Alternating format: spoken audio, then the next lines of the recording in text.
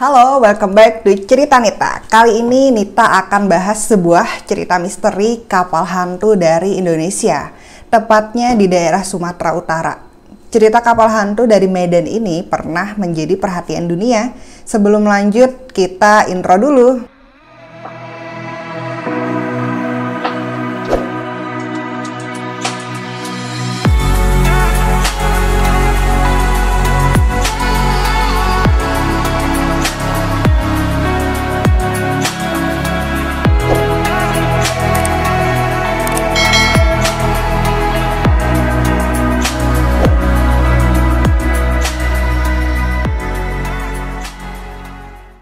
Sebuah kapal bernama Orang Medan pernah menjadi perhatian dunia.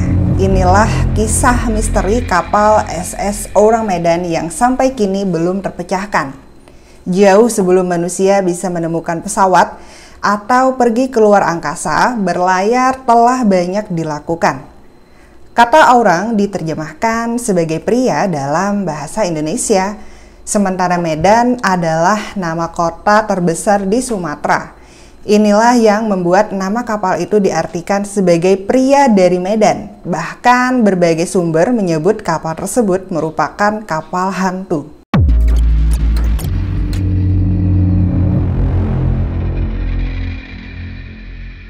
Pada tahun 1947, dua buah kapal Amerika yang sedang berada di Selat Malaka, yaitu City of Baltimore and Silver Star, menerima pesan darurat dari kapal dagang milik Belanda, yakni SS Orang Medan atau disebut Orang Medan.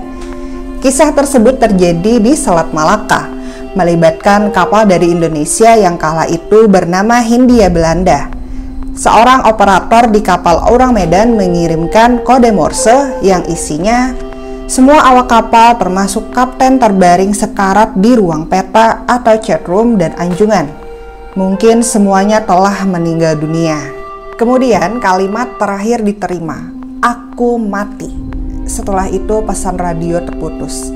Pesan mengerikan tersebut juga didengar pos pemantauan milik Belanda dan Inggris yang ada di sekitar Selat Malaka. Para operator radio penerima berusaha melacak sumber sinyal dan menentukan bahwa pesan tersebut datang dari SS Orang Medan yang juga ada di Selat Malaka.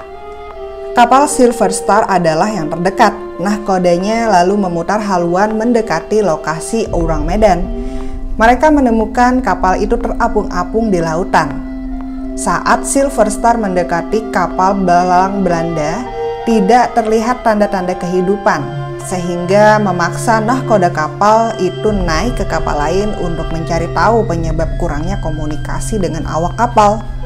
Namun ketika tim pencari melangkah ke dek SS Orang Medan, mereka melihat pemandangan yang mengerikan, seperti melihat film kapal hantu. Yang mengerikan, jasad-jasad para krunya bertebaran di dek, semuanya dalam kondisi mengerikan. Mata terbelalak, ekspresi ketakutan dan horor terlihat jelas dalam wajah-wajah yang beku. Pun dengan anjing kapal yang ditemukan mati. Posisi mayat-mayat itu tampak seperti mencoba untuk mendorong dan melawan sesuatu.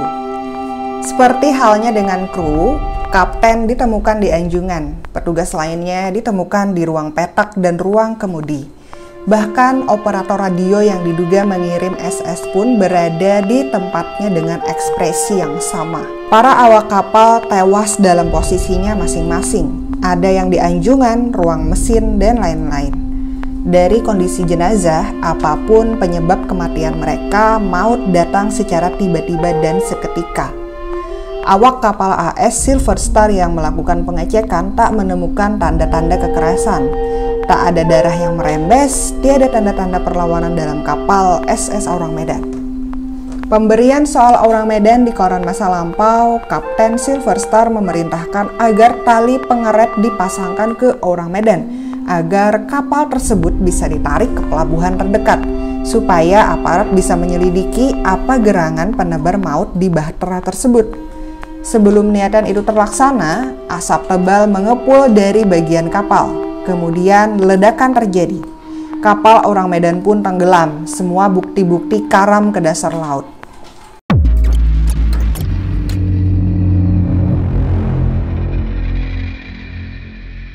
Legenda orang Medan menyebar dari satu pelabuhan ke pelabuhan yang lain. Dijadikan artikel majalah-majalah spesialis kisah misteri. Sebuah laporan resmi terkait kapal itu bahkan muncul dalam Proceedings of the Merchant Marine Council, US Coast Guard edisi Mei tahun 1952. Muncul beragam spekulasi soal kejadian aneh yang menimpa kapal orang Medan.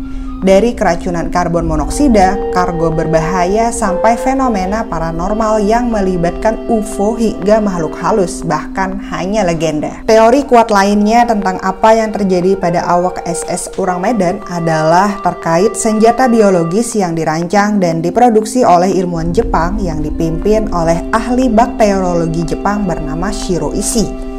Ishii merupakan bagian dari unit 731 yang melakukan eksperimen berbahaya terhadap tawanan perang Amerika, Inggris, dan Australia. Tes ini lebih jahat dan berbahaya daripada eksperimen Nazi. Ini termasuk membuat senjata biologi dan kimia berbahaya untuk membantu Jepang melenyapkan musuhnya. Mereka diam-diam dikirim dari negara Jepang ke negara lain yang akhirnya senjata biologi itu bocor ke kapal, sehingga menewaskan awaknya dan menyebabkan ledakan terakhir yang menenggelamkan SS Orang Medan. Pencarian dokumen tentang kejadian tersebut tak membuahkan hasil. Insiden Orang Medan tak tercatat dalam Lloyd's Shipping Register. Juga tak ada registrasi kapal bernama Orang Medan di sejumlah negara, termasuk Belanda. Sementara memang ada kapal kargo bernama Silver Star pada tahun 1947 yang sebelumnya bernama Santa Cecilia. Ahli sejarah kelautan Roy Bainton sempat melakukan penelitian soal itu. Berdasarkan data dari Lloyd's Shipping Registers, catatan pelayaran Belanda, juga Maritime Authority Singapore, dia menyimpulkan Orang Medan tak lebih dari rumor kapal hantu di kalangan para kelasi dari masa itu. Lalu Bainton menemukan buklet 32 halaman dari Jerman berjudul Dead Ship in the South Sea yang ditulis oleh Otto Mielke yang menawarkan detik soal Orang Medan, rute, karno, tanse, bahkan nama kaptennya. Teori lain menyebutkan bahwa diduga kapal nahas itu menyelundupkan muatan beracun, ziankali atau potasium sianida, dan nitrogliserin, sebuah gas pelumpuh syaraf yang masuk kategori senjata biologis. Sebutan Orang Medan mungkin hanya kedok menyembunyikan nama kapal yang asli.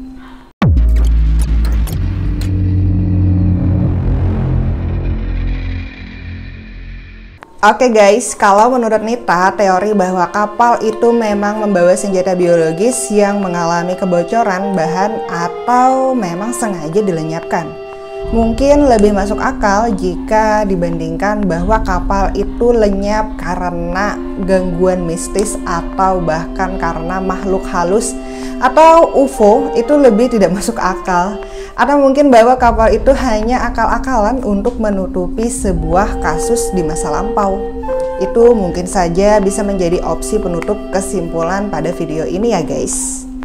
Gimana menurut kamu? Tulis komentarmu di kolom komentar ya. See you next video.